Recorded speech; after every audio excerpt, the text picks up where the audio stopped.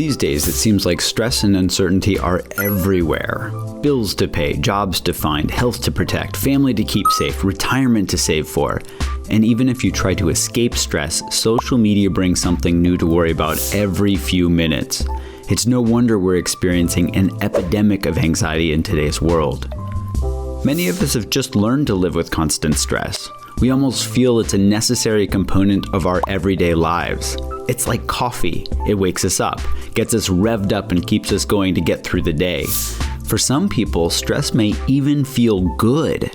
It's the fuel they need to be successful, as if they would never have gotten anywhere in life without anxiety pushing them to be productive or to perform. But for many others, stress simply grinds them down, keeping them from taking risks or feeling any joy in life. So how can stress be good for some people and bad for others? Is there such thing as good stress? The answer depends on what we mean by stress. And those people who feel like they need stress to be successful, well, that might even be a myth, a false story our brains create based on the way they're set up. Let's start by separating physiological from mental stress. Physiological simply means having to do with the body, so think of physiological as physical stress. All animals, including humans, evolved a set of reactions to dangerous situations to keep us alive. You've probably heard of the fight or flight response, right? We've all had situations that trigger this response. Imagine walking down a sidewalk in a busy city and starting to cross the street. Suddenly you see a big bus bearing down on you.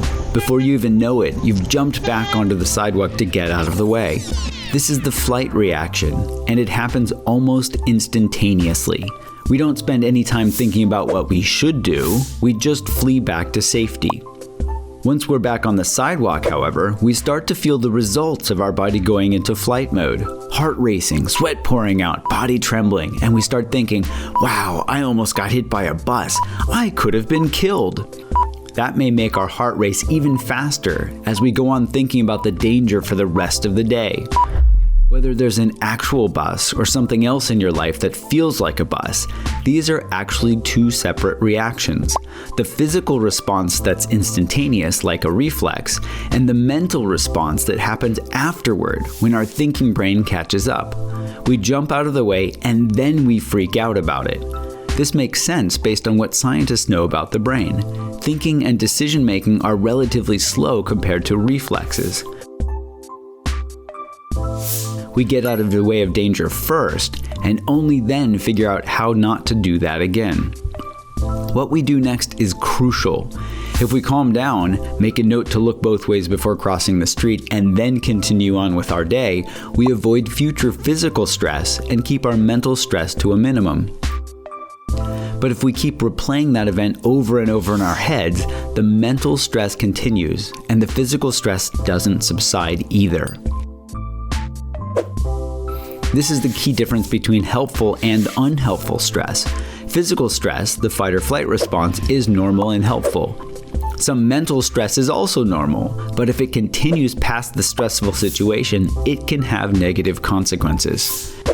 We may not be in danger of getting hit by a bus very often, but stressors are coming at us all the time.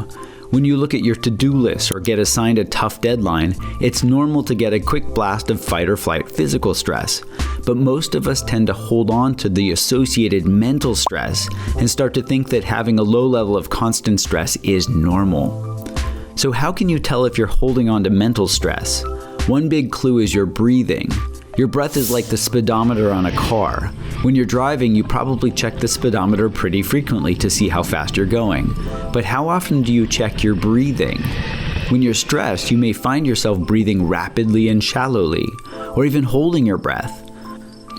By learning to pay attention to your breath and noticing how it changes, you can tap into seeing your level of mental stress and even learn to let it go. This takes practice, but anyone can learn to do it. Try the breathing exercise on the homepage of the app to learn an exercise you can use to check your stress levels at any time. And see what happens when you start paying attention to your breathing.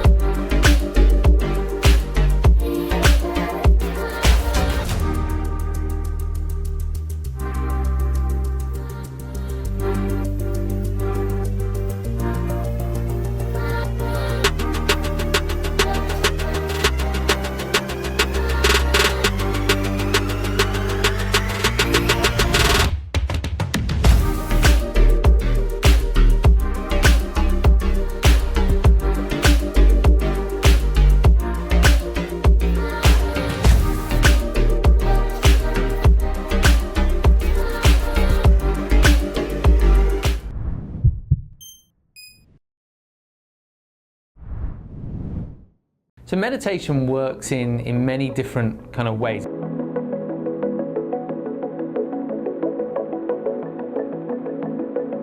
It works on a physiological level, on an emotional level, and also on a mental level. The experience of it is normally a quietening of the mind, and as the mind starts to calm down, so as the brain activity sort of decreases, we get a little bit more clarity. And with clarity comes a little bit more contentment, so we tend to feel a bit more satisfied and kind of at ease with how things are.